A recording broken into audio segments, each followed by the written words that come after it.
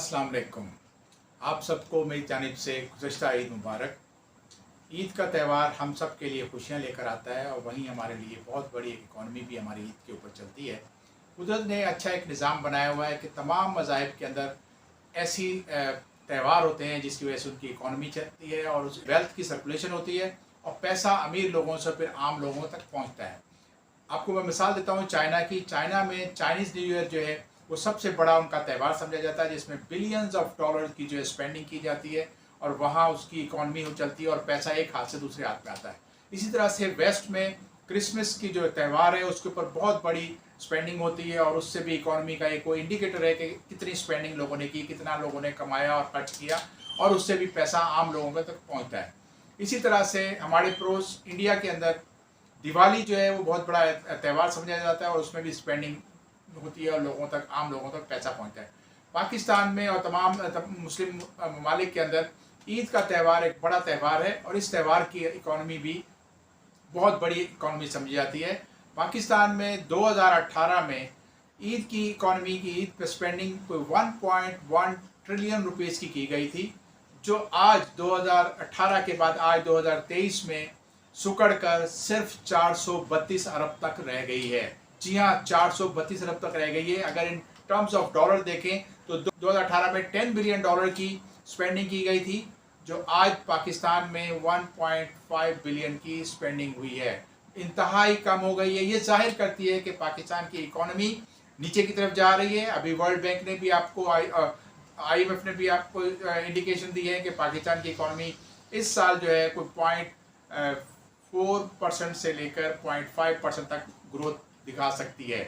Economy तेज़ी से सिकुड़ रही है और अनएम्प्लॉयमेंट बढ़ रही है और इसकी वजह यह है कि कुछ ऐसी पॉलिसीज़ हमने इख्तियार की गई क्योंकि हमारे पास अपने इतने ज़राए नहीं हैं। हम अपनी ज़रूरत से ज़्यादा, अपनी कमाई से ज़्यादा खर्च करते हैं और उसका सबसे बड़ा जो हमारी एक्सटर्नल एक्सपेंडिचर है, जो हमारी फॉरेन पेमेंट्स होती है, एक्सपोर्ट्स हमारी कम होने की वजह से, इंपोर्ट ज़्यादा होने की वजह से उसमें बहुत बड़ा गैप था और हमें मजबूरन हमारी इकॉनमी जो हीटअप हो गई और उसके बाद फिर हमें अब IMF प्रोग्राम में जाना पड़ा और IMF की डिक्टेशन पे बहुत सारे इकदाम हुकूमत ने लिए और उन इकदाम का अभी तक कोई फ़ायदा नज़र नहीं आ रहा, सिर्फ इसके कि हुकूमत ने जो करंट अकाउंट बैलेंस है उसको सरप्लस कर लिया है, लेकिन अगर आप उसके सरप्लस होने के असरात देखें तो वो इकॉनमी में नज़र नहीं आ रहे।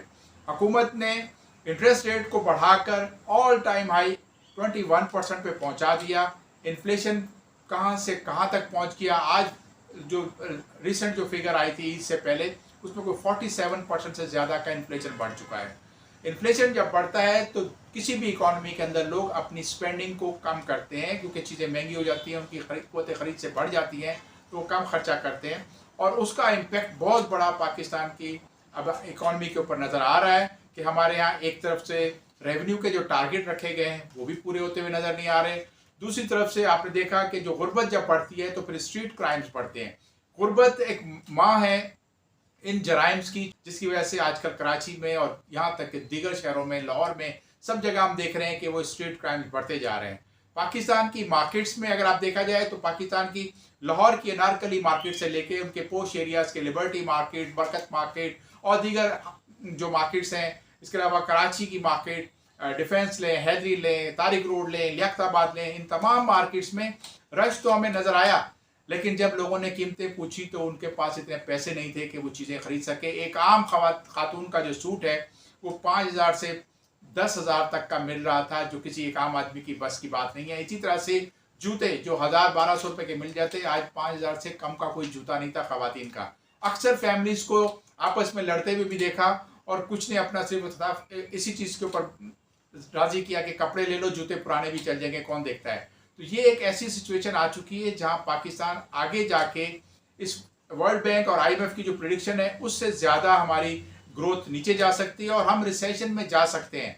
जी हाँ, रिसेशन जब होता है तो आपकी नेगेटिव ग्रोथ होती है और वो हम कोरोना के बाद एक बार फिर टच करने जा रहे हैं।